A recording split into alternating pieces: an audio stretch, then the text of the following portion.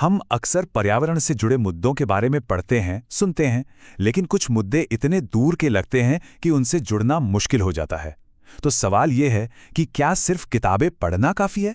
चलिए आज इसी पर बात करते हैं और देखते हैं कि कैसे एक अनुभव सीखने के पूरे तरीके को बदल सकता है। तो कहानी शुरू होती है सोनल से, एक स्टूडेंट जिसे इकोसिस्टम के बारे में पढ़ना तो अच्छा लगता था, लेकिन कोरल रीफ ये टॉपिक उसे बहुत दूर का लगता था। मतलब कुछ ऐसा जिससे वो सीधे तौर पर जुड़ नहीं पा रही थी। सच भी है, पुणे में अपनी क्लास में बैठकर कोई समुद्र के अंदर की दुनिया की कल्पना करे भी तो कैसे। और देखिए, किताबों में जो तस्वीरें होती हैं वो कितनी छोटी होती हैं, है ना?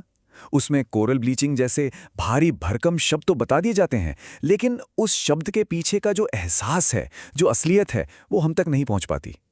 एक जीती जागती रंगों से भरी दुनिया बस कुछ तस्वीरों और शब्दों में सिमट कर रह जाती है। और यही हमारे आज के विश्लेषण का सबसे बड़ा सवाल है। आखिर कैसे ज्ञान को एक गहरे असली अनुभव में बदला जा सकता है? कोई ऐसी चीज जो हजारों मील दूर है, वो हमारे लिए इतनी जरूरी और असल कैसे बन सकती है? इसका जवाब सोनल की क्लास में मिला, और जवाब बड़ा ही सिंपल था। कार्डबोर्ड से बने कुछ व्यूअर्स और एक स्मार्टफोन। उसकी टीचर ने पूरी क्लास को एक वर्चुअल अंडर वाटर पार्क की सैर कराने का फैसला किया। मतलब टेक्नोलॉजी की मदद से अब क्लासरूम ही समुद्र बनने वाला था। तो चलिए अब सोनल के साथ हम भी चलते हैं इस वर्चुअल सफर पर। और ये बस कोई वीडियो नहीं था, ये एक कोरल रीफ के जीवन की पूरी कहानी थी, जो 3 अलग अलग एक्ट्स में हमारी आंखों के सामने आने वाली थी। ये पूरा अनुभव 3 हिस्सों में बटा था। पहला, एक खूबसूरत और जिंदा दिल रीफ।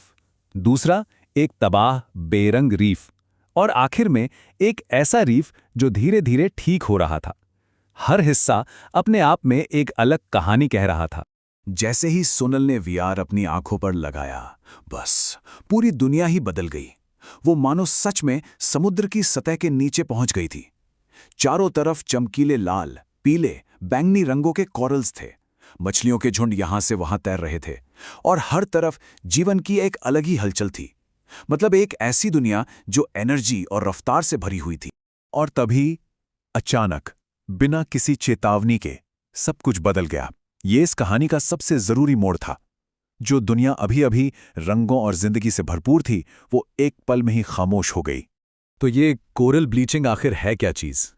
देखिए, जब समुद्र का तापमान बढ़ने लगता है तो कोरल एक तरह के स्ट्रेस में आ जाते हैं, और इसी तनाव में वो अपने अंदर रहने वाले छोटे छोटे रंगीन शैवाल यानी एल्जी को बाहर निकाल देते हैं। और उन्हीं शैवाल की वजह से तो उनका रंग होता है। जब वो चले जाते हैं तो कोरल बिल्कुल सफेद हो जाते हैं। सोनल ने जो देखा वो सिर्फ एक तस्वीर नहीं थी। उसने उस बदलाव को महसूस किया। रंग जैसे कहीं गायब हो गए थे, मछलियों की चहल पहल खत्म हो गई थी, और चारों तरफ एक अजीब सा डरावना सन्नाटा था। ये उस जीती जागती दुनिया का एक भूतिया मंजर था। लेकिन कहानी यहां खत्म नहीं हुई। तीसरा सीन एक उम्मीद लेकर आया। ये रीफ अभी भी पूरी तरह से ठीक नहीं हुआ था, पर उसमें जिंदगी लौट रही थी। रंगों के छोटे छोटे पैचेस वापस दिख रहे थे, और नई कोरल ग्रोथ के आसपास नन्ही नन्ही मछलियां तैर रही थीं। और हां, दूर को जाली भी दिखाई दे रही थी, जो शायद ये बता रही थी कि इंसान अब इसे बचाने की कोशिश कर रहे हैं। वीडियो के बाद सोनल ने अपने इस पूरे अनुभव को इस चार्ट में उतारा। और ये सिर्फ एक क्लास एक्टिविटी नहीं थी, ये उस गहरे एहसास को शब्दों में ढालने का एक तरीका था। वो जिंदगी से भरपूर दुनिया, फिर वो खामोशी और सन्नाटा, और फिर वो उम्मीद की किरण। ये पूरा सफर अब उसके दिमाग में बिल्कुल साफ था। लेकिन इस अनुभव का असर सिर्फ कोरल रीफ तक ही नहीं रुका। इसने सोनल के अपने आसपास की दुनिया को देखने का नजरिया ही बदल दिया।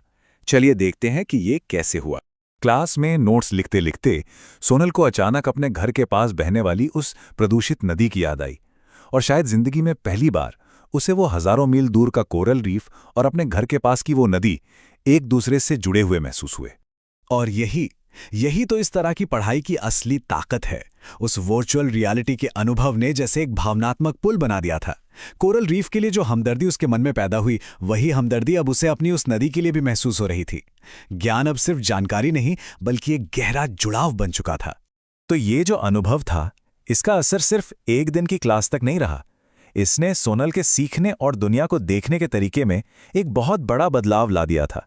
एक ऐसा बदलाव जो शायद हमेशा रहने वाला था। जरा इस फर्क को देखिए।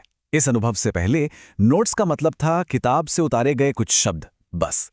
लेकिन अब हर शब्द के पीछे एक जीती जागती तस्वीर थी, एक एहसास था। ये रटने और असल में समझने के बीच का फर्क है। तो आखिर में ये कहानी हमें यही सिखाती है कि सच्ची समझ सिर्फ जानकारी या फैक्ट्स इकट्ठा करना नहीं है। ये तो अपने आसपास की दुनिया के छोटे छोटे संकेतों पर ध्यान देना है, उन्हें बारीकी से देखना और उनके मतलब को समझना है। असल में ये देखने की कला को सीखना है। और हम आपको इसी एक सवाल के साथ छोड़े जाते हैं। जरा सोचिए, हमारे चारों ओर कितने और जंगल, नदियां या पहाड़ हैं जो खामोशी से बहुत छोटे छोटे संकेतों के जरिए अपनी कहानी कह रहे हैं, और हम शायद उन पर ध्यान ही नहीं दे रहे। शायद हम सबको सिर्फ जानने से ज्यादा बारीकी से देखना सीखने की जरूरत है।